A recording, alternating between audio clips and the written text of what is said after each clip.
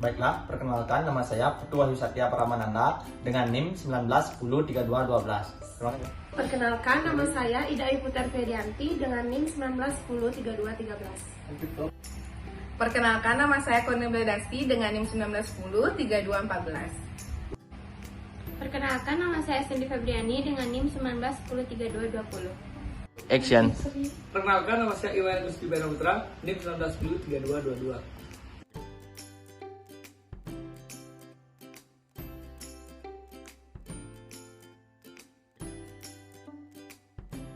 Saya akan menjelaskan definisi dari persediaan, di mana persediaan adalah aset lancar dalam bentuk barang ataupun perlengkapan yang dimaksudkan untuk mendukung kegiatan operasional pemerintah dan barang-barang yang dimaksudkan untuk dijual dan diserahkan dalam rangka pelayanan terhadap masyarakat.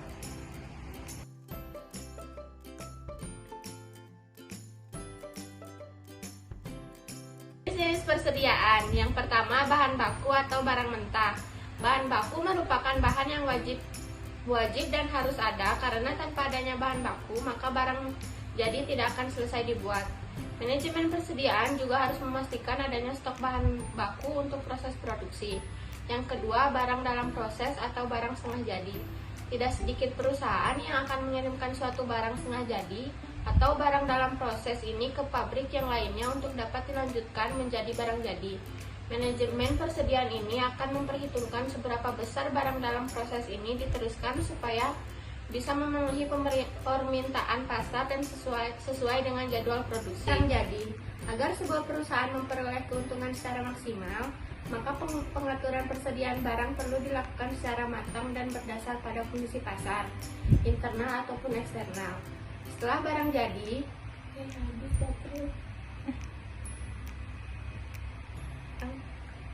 yang ketiga, barang jadi. Agar sebuah perusahaan memperoleh keuntungan secara maksimal, maka pengaturan persediaan barang perlu dilakukan secara matang dan berdasar pada kondisi pasar, internal ataupun eksternal. Setelah barang jadi, maka perlu dikirimkan atau didistribusikan kepada pihak ketiga atau agen-agen yang sudah terdaftar di perusahaan. Yang keempat, barang supply. Seorang yang bertugas untuk dapat mengatur persediaan tentunya harus pandai untuk mengelola semua persediaan yang digunakan untuk produksi ataupun yang tidak. Jika dilihat dari sisi permintaan, maka manajemen persediaan terbagi menjadi dua. Yang pertama, barang mentah dan barang setengah jadi. Barang jadi ini tergantung oleh sebuah proses produksi, bukan karena adanya permintaan pasar atau dependent demand inventory. Yang kedua, barang jadi. Barang jadi dapat ditentukan oleh permintaan pasar atau independent demand inventory.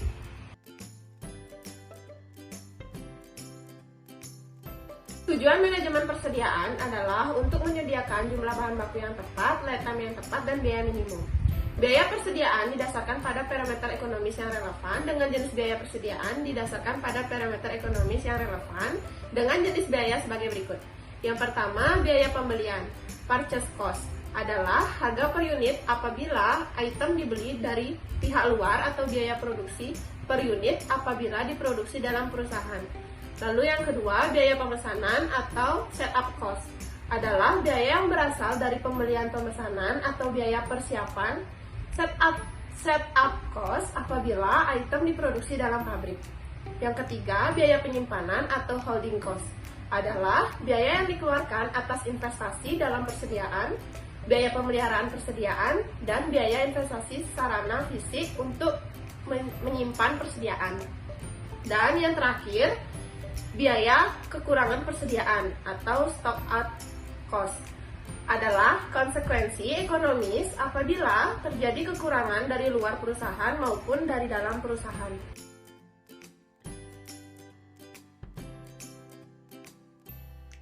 Manajemen persediaan pada perusahaan memiliki beberapa fungsi, antara lain: 1. Mengantisipasi adanya pesanan barang atau bahan baku yang tidak sesuai dengan kebutuhan yang diperlukan. Yang kedua, pesanan barang ke supplier dan barang yang datang atau diterima harus selalu diperhatikan dengan baik, guna mencegah terjadinya ketidaksesuaian dengan apa yang dibutuhkan oleh perusahaan. Yang ketiga, mengantisipasi jika adanya barang atau bahan baku yang tidak terdapat pada pasar.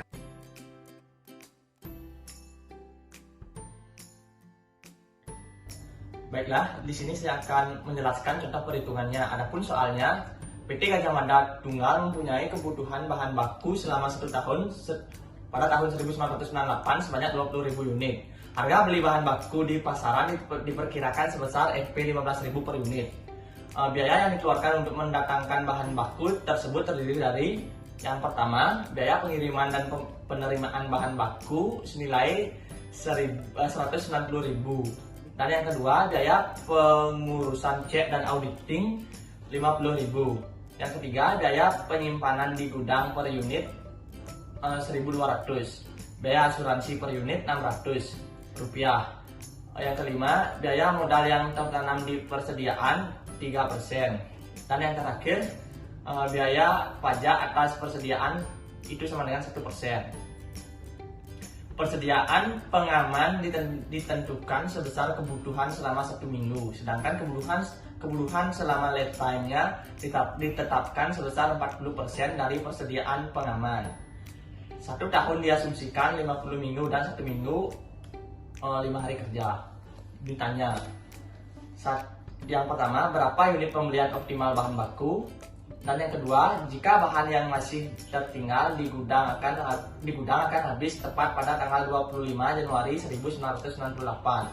Kapan perusahaan akan harus memesan kembali bahan bakunya dan berapa unit bahan yang masih ada dalam gudang tersebut.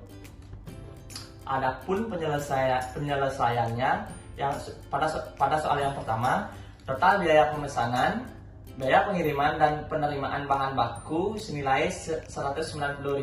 Biaya pengurusan cek dan auditing 50.000. Total biaya setiap kali pemesanan itu 240.000. Itu didapat dari 190.000 ditambah dengan 50.000. Total biaya penyimpanan. Biaya simpan sama dengan 1.200. Biaya asuransi 600 rupiah. Biaya modal 3% kali 15.000 itu harga per unitnya sama dengan 450 rupiah. Biaya pajak 1% kali 15.000 sama dengan 150 rupiah. Total biaya penyimpanan sama dengan 2.400. 2.400 ini didapat dari penjumlahan biaya simpan, biaya asuransi, biaya modal, biaya pajak. Adapun untuk mencari EOQ-nya atau Economic Order Quantity sama dengan akar 2 dikali 240.000 dikali 20.000. Lalu dibagi dengan 4.200. Jadi hasilnya itu sama dengan 1511,85789 atau bisa dibulatkan jadi 1512 unit. Lalu soal yang kedua, safety stock 20.000 dibagi 50 sama dengan 400 unit.